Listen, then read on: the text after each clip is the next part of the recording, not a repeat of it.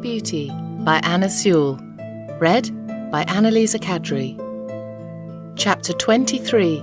A Strike for Liberty. One day, my lady came down later than usual, and the silk rustled more than ever. "Drive to the Duchess of Brockhurst's," she said. Then after a pause she added, "Are you never going to get those horses' heads up, York? Raise them at once, and let us have no more of this humouring nonsense." York came to me first, whilst the groom stood at Ginger's head. He drew my head back and fixed the rein so tight that it was almost intolerable. Then he went to Ginger, who was impatiently jerking her head up and down against the bit, as was her way now. She had a good idea of what was coming, and the moment York took the rein off the terret in order to shorten it, she took her opportunity and reared up so suddenly that York had his nose roughly hit and his hat knocked off, and the groom was nearly thrown off his legs. At once they both flew to her head, but she was a match for them, and went on plunging, rearing, and kicking in a most desperate manner. At last she kicked right over the carriage pole and fell down, after giving me a severe blow on my near quarter. There is not knowing what further mischief she may have done had not York promptly sat himself down flat on her head to prevent her struggling, at the same time calling out, "Unbuckle the black horse, run for the winch and unscrew the carriage pole, and somebody cut the trace if you can't unhitch it." One of the footmen ran for the winch, and another brought a knife from the house. The groom set me free from Ginger and the carriage and led me to my box. He just turned me in as I was, and ran back to York. I was much excited by what had happened, and if I had ever been used to kick or rear, I'm sure I should have done it then. But I never had, so there I stood, angry, sore in my leg, my head still strained up to the terret on the saddle, and with no power to get it down. I was very miserable, and felt much inclined to kick the first person who came near me. Before long, however, Ginger was led in by two grooms, a good deal knocked about and bruised. York came with her and gave his orders, and then came to look at me. In a moment he let down my head. "Confound those bearing reins," he said to himself. "I thought we should have some mischief soon. Master will be sorely vexed. But there, if a woman's husband can't rule her, of course a servant can't. So I wash my hands of it, and if she can't get to the Duchess's garden party, I can't help it." York did not say this before the men. He always spoke respectfully when they were by. Now he felt me all over, and soon found the place above my hock where I had been kicked. It was swollen and painful, so he ordered it to be sponged with hot water and then some lotion to be rubbed in. Lord Wessex was much put out when he learned what had happened. He blamed York for giving way to his mistress, to which York replied that in future he would much prefer to receive his orders only from his lordship. But I think nothing came of it, for things went on the same as before. I thought York might have stood up better for his horses, but perhaps I am no judge. Ginger was never put into the carriage again, but when her bruises were healed, one of Lord Wessex's younger sons said he should like to have her. He was sure she would make a good hunter. As for me, I was still obliged to go in the carriage, and had a fresh partner called Max, who had always been used to the tight rein. I asked him how he bore it. "Well," he said, "I bear it because I must, but it is shortening my life, and it will shorten yours too if you have to stick to it." "Do you think," I said, "that our masters know how bad it is for us?" "I can't say," he replied, "but the dealers and the horse doctors know it very well. I was at a dealer's once, who was training me and another horse to go as a pair. He was getting our heads up, as he said, a little higher and a little higher every day. A gentleman who was there asked him why he did so. 'Because,' said he, 'people won't buy them unless we do. The London people always want their horses to carry their heads high, and to step high. Of course it's very bad for the horses, but then it is good for trade. The horses soon wear up or get diseased, and they come for another pair.' That," said Max, "is what he said in my hearing, and you can judge for yourself." What I suffered for 4 long months with that rein it would be hard to describe, but I am quite sure that, had it lasted much longer, either my health or my temper would have given way.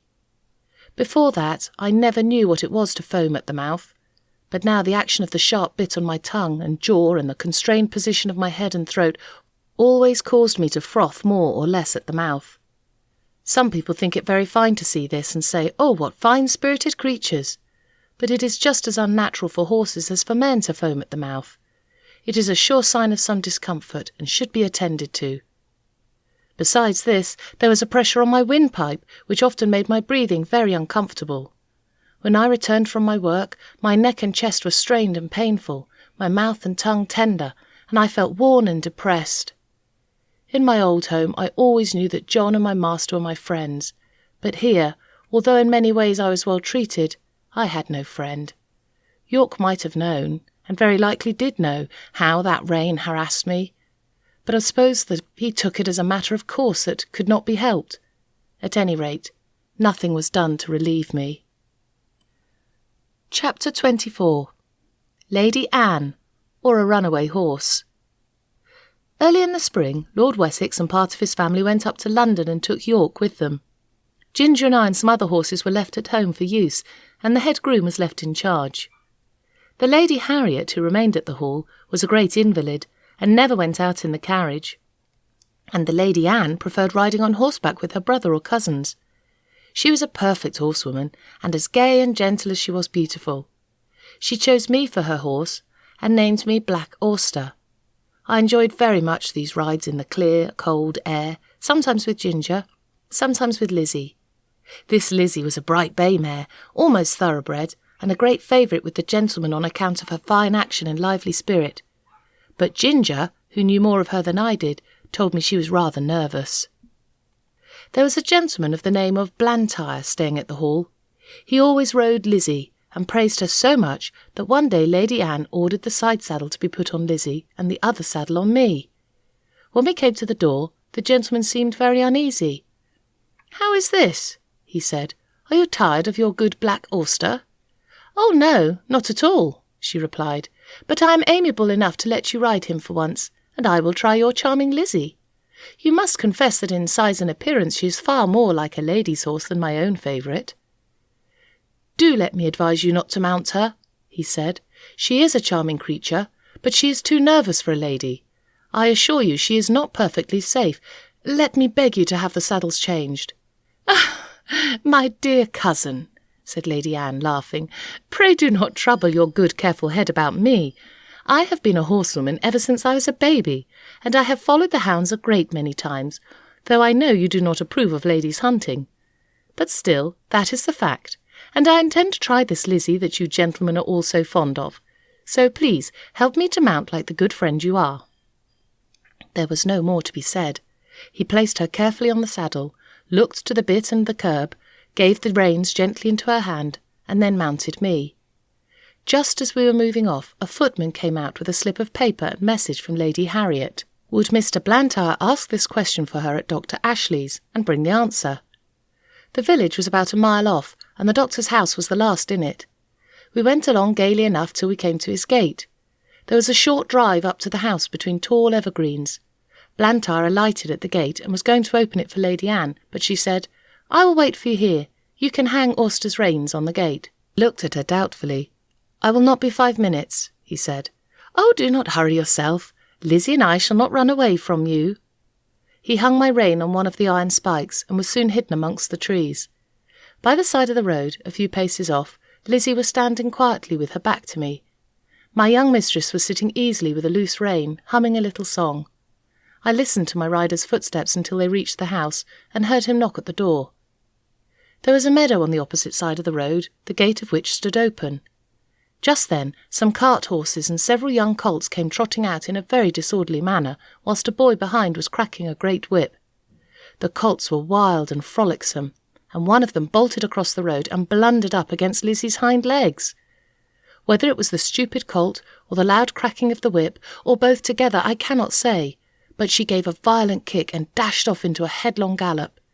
It was so sudden that Lady Anne was nearly unseated, but she soon recovered herself. I gave a loud, shrill neigh for help. Again and again I neighed, pawing the ground impatiently and tossing my head to get the rein loose. I had not long to wait. Blantyre came running to the gate. He looked anxiously about and just caught sight of the flying figure now far away on the road. In an instant he sprang into the saddle. I needed no whip or spur, for I was as eager as my rider. He saw it, and giving me a free rein, and leaning a little forward, we dashed after them. For about 1.5 miles the road ran straight, then bent to the right, after which it divided into 2 roads. Long before we came to the bend, Lady Anne was out of sight. Which way had she turned? A woman was standing at her garden gate, shading her eyes with her hand and looking eagerly up the road. Scarcely drawing the rein, Blantyre shouted, "Which way?" "To the right," cried the woman, pointing with her hand, and away we went up the right-hand road. Then for a moment we caught sight of her. Another bend, and she was hidden again. Several times we caught glimpses and then lost them. We scarcely seemed to gain ground upon them at all. An old road mender was standing near a heap of stones, with shovel dropped and hands raised. As we came near, he made a sign to speak. Blantyre drew the rein a little. To the common, sir! She's turned off there." I knew this common very well. It was for the most part very uneven ground, covered with heather and dark green furze bushes, with here and there a scrubby old thorn tree. There was also open spaces of fine short grass, with ant-hills and mole-turns everywhere, the worst place I ever knew for a headlong gallop. We had hardly turned on the common when we caught sight again of the green habit flying on before us. My lady's hat was gone, and her long brown hair was streaming behind her. Her head and body were thrown back as if she were pulling with all her remaining strength, and as if that strength were nearly exhausted. It was clear that the roughness of the ground had very much lessened Lizzie's speed, and there seemed a chance that we might overtake her. Whilst we were on the high road, Blantyre had given me my head, but now, with a light hand and a practised eye, he guided me over the ground in such a masterly manner that my pace was scarcely slackened, and we were decidedly gaining on them. About halfway across the heath there had been a wide dyke recently cut, and the earth from the cutting was cast up roughly on the other side. Surely this would stop them. But no, with scarcely a pause Lizzie took the leap, stumbled amongst the rough clods, and fell. Blantyre groaned. "Now, Auster, do your best." He gave me a steady rein. I gathered myself well together, and with one determined leap cleared both dyke and bank. Motionless amongst the heather, with her face to the earth, lay my poor young mistress. Blantyre kneeled down and called her name. There was no sound. Gently he turned her face upward. It was ghastly white, and the eyes were closed. "Annie, dear Annie, do speak!" But there was no answer. He unbuttoned her habit, loosened her collar, felt her hands and wrists, then started up and looked wildly round for help. At no great distance were two men cutting turf, who, seeing Lizzie running wild without a rider, had left their work to catch her. Blantyre's "Hello!" soon brought them to the spot. The foremost man seemed much troubled at the sight and asked what he could do. "Can you ride?" "Well, sir, I bean't much of a horseman, but I'd risk my neck for the Lady Anne. She was uncommon good to my wife in the winter." "Then mount this horse, my friend. Your neck will be quite safe. Ride to the doctor's and ask him to come instantly. Then go to the hall. Tell them all that you know, and bid them send me the carriage with Lady Anne's maid and other assistants. I shall stay here." "All right, sir. I'll do my best, and I pray God the dear young lady may open her eyes soon." Then, seeing the other man, he called out, "Here, Joe, run for some water, and tell my missus to come as quickly as she can to the Lady Anne." He then somehow scrambled up into the saddle, and with a "gee up" and a clap on my sides with both his legs, he started on his journey, making a little circuit to avoid the dyke. He had no whip, which seemed to trouble him, but my pace soon cured that difficulty, and he found the best thing he could do was to stick to the saddle and hold me in, which he did manfully. I shook him a little as I could, but once or twice on the rough ground he called out, "Steady! Whoa, steady!" On the high road we were all right, and at the doctor's and at the hall he did his errand like a good man and true. They asked him in to take a drop of something. "No," he said. "I'll be back to him again by short cut through the fields, and be there before the carriage." There was a great deal of hurry and excitement after the news became known. I was just turned into my box, the saddle and bridle were taken off, and a cloth thrown over me. Ginger was saddled and sent off in great haste for Lord George, and I soon heard the carriage roll out of the yard. It seemed a long time before Ginger came back, and before we were left alone, and then she told me all that she'd seen. "I can't tell much," she said. "We went galloping nearly all the way, and got there just as the doctor rode up. There was a woman sitting on the ground with the lady's head in her lap. The doctor poured something into her mouth, but all that I heard was, 'She's not dead.' Then I was led off by a man to a little distance. After a while the lady was taken to the carriage, and we came home together. I heard my master say to a gentleman who stopped him to inquire that he hoped no bones were broken, but that she had not spoken yet." When Lord Ginger took Ginger for hunting, York shook his head. He said it ought to be a steady hand to train a horse for the first season, and not a random rider like Lord George. Ginger used to like it very much, but sometimes when she came back I could see that she had been very much strained, and now and then she gave a short cough. She had too much spirit to complain, but I could not help feeling anxious about her. 2 days after the accident, Blantyre paid me a visit. He patted me and praised me very much, and told Lord George that he was sure the horse knew of Annie's danger as well as he did. "I could not have held him in if I would," he said. "She ought never to ride any other horse."